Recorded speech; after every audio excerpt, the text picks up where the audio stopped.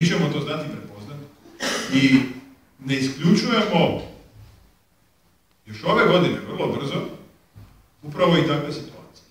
Jer neke stvari se neće moći u Hrvatskoj riješiti bez pokazivanja snage i prosvjedima na ulici. Morat ćemo i to. Evo, gospodin Hitrec zna, prije nekih mjesec dana bio je u Bjelovaru jedan prilično uspješan sastanak kojem je cilj bio pokušaj okupljanja svih domoljubnih snaga, političkih, zajednički izlazak na izbore. Bilo je novinara Hrvatske televizije, novinari su ocjenjivali taj skup povijesti.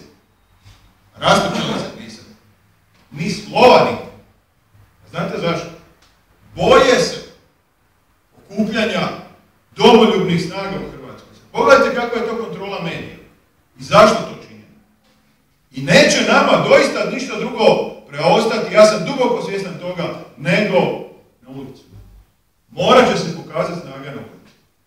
Ali, ne želimo mi niti ulicom, ajde nekog skidati, nego osigurati budućnost. To je cilj. Dakle, osigurati hrvatskom narodu u sljedećih 100 godina neku perspektivu. A kakva je uz ovakve promjene Ustava, uz ovakav način obnašanja vlasti, to kad je uvjetno rečeno, neka domoljubna politička opcija, uvjetno rečeno, na vlast. Zamislite kad se promijeni vlast. Gdje ćemo mi završiti? A vi imate s druge strane jednu vrlo perfidnu i sposobnu politiku koja i u ovom trenutku smišlja planove kako nauditi Hrvatskoj u sljedećim desetljećima. Ne spavaju, ide kako prave svoje planove. I vrlo su vješti u politici i ta igmanska inicijativa o kojoj vi govorite i praktično naš predsjednik Republike koji ne znam da li ne razumije to ili zapravo radi praktično na pozicioniranju Srbije kao regionalnog lidera i njihovih političkih čelnika. Strašno.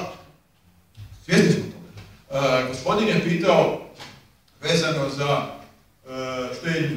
Pa mi smo imali danas prilike vidjeti 3 milijarde kuna vrijedan projekt povratka stanova. Nasuprot tome imamo još štednju na kavama u Banjskim dvorima, na mirovinama hrvatskih invalida iz Domovinskog rata i na cestarinama za određene skupine invalida.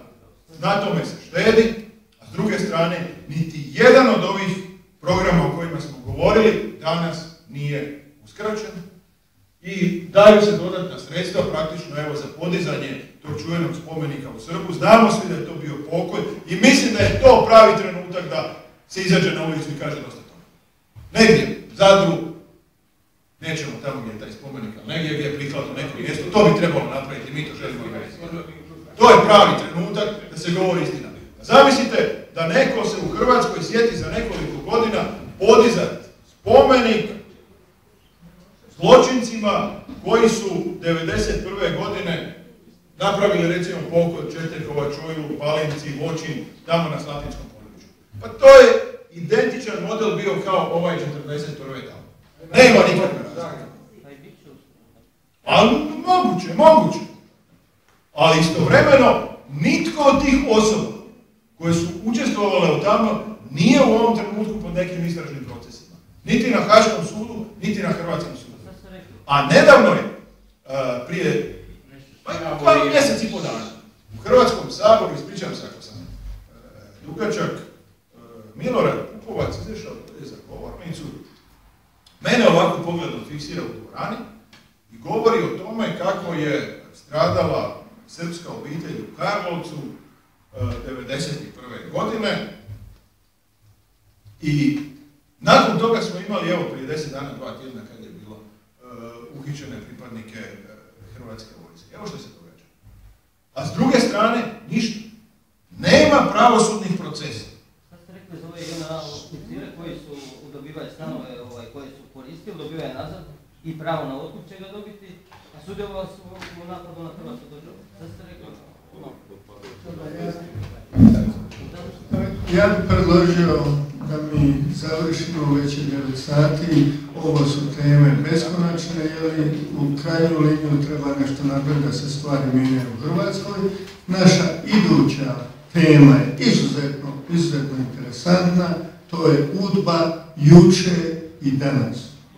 Ne samo u Hrvatskoj, nego UDBA koja stvara Zapadni Balkan danas i u Hrvatskoj, i u Srbiji, i u Crnoj Gori, i u Bosni i Hercegovini, pa dođite na tu tribinu pa ćemo nastaviti. Hvala. I pozovite prijatelje, nek bude puna dvorana. Doviđenje. I prošle u Baču, može koji i sada ćemo doći. Hvala.